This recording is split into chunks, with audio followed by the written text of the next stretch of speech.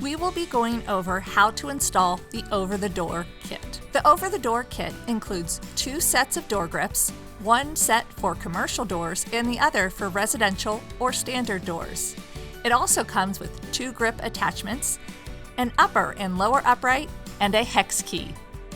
To begin, locate both the residential and commercial door grips and place them over the door to determine best fit for your installation. Then remove the selected grip from the door and clip each door grip into the included grip attachments. This creates the grip assembly for the top and bottom of the door. Using the second and third upright slots, clip in the grip assembly into both the top and bottom sections of the upright.